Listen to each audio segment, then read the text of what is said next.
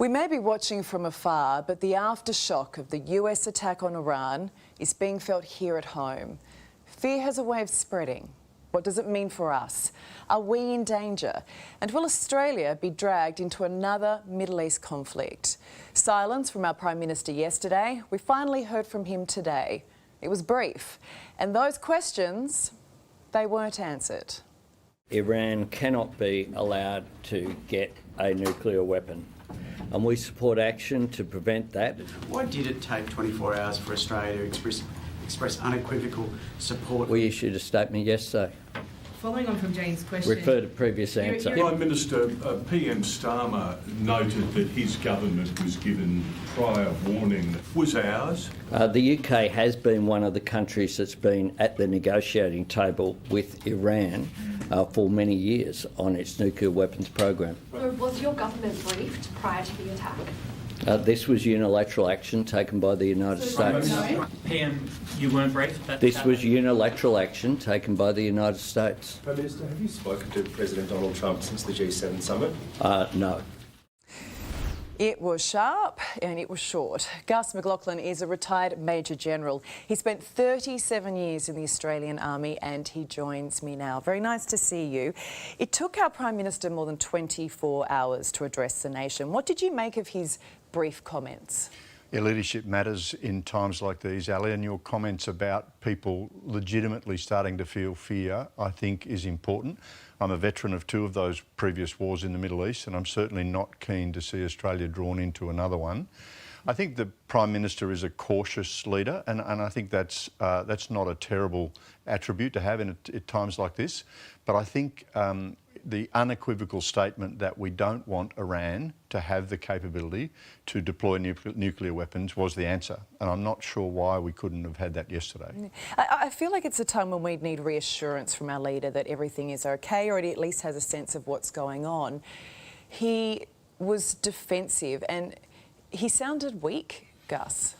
I think the Prime Minister, as the First Minister, if you like, in Australia now is really the Defence Minister. And I mean that not to be disparaging of Mr Miles, but national security now encompasses food security, it encompasses economic security, as well as the physical security of Australians. So we do need our Prime Minister to be, to be confident to take on these topics. Now, to be fair to the Prime Minister, that's not the sort of background that he has come from. But I think the way the world is going, he's going to see more of those kinds of press conferences. OK, so what does it say about our relationship with the US at the moment? We heard the UK say, yep, we knew it was coming. It seems we didn't.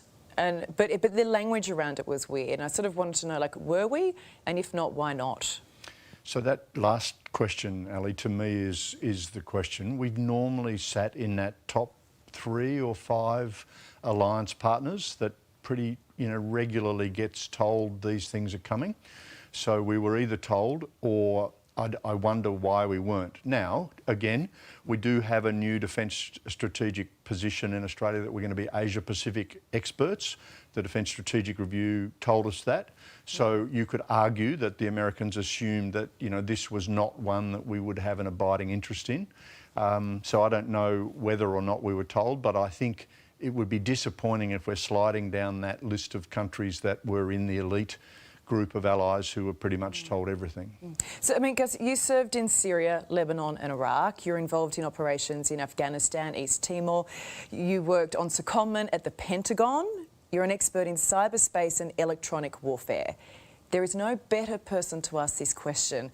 How did the US carry this off? This is extraordinary, and I think we're reminded, people like me are reminded at times like this, there is only one superpower. And what does a superpower mean? It means you can strike anywhere in the world that you want, with this global reach. This attack was extraordinary. We saw these B-2 stealth bombers flying out of Missouri. They were not detected by Iranian radar all the way through to this incredibly well-protected nuclear facility. We saw Tomahawk cruise missiles launched from nuclear submarines, and we saw waves of stealth fighters bringing in electronic warfare attacks to suppress radars. This is a really extraordinary demonstration of what a superpower is. And of course, this is why we've relied on this particular alliance partner for a long time. Do you think Donald Trump did the right thing? I do, and I say that cautiously because I haven't been a fan of some of his behaviour, particularly toward allies. I think he has weakened America's position by driving friendly countries away. But I think importantly, there was a red line in front of this president that he chose not to allow a transgressor to cross. I actually think that's important. It reintroduces the notion of deterrence, in my opinion. And for us in our region, I think there will be countries like Japan, South Korea, Indonesia, Australia that will be sighing with some relief to confirm that Mr Trump does have some hard red lines that he's going to stand fast on. Because we've seen previously with America, haven't we? There have been red lines. Barack Obama with Syria and chemical weapons. He drew that line and what happened? Yeah, and I think America's power, perception of power, and perhaps power is often just a perception, was eroded through those things like, you know, the Syrian chemical weapons. And I wasn't confident about Mr Trump's reaction.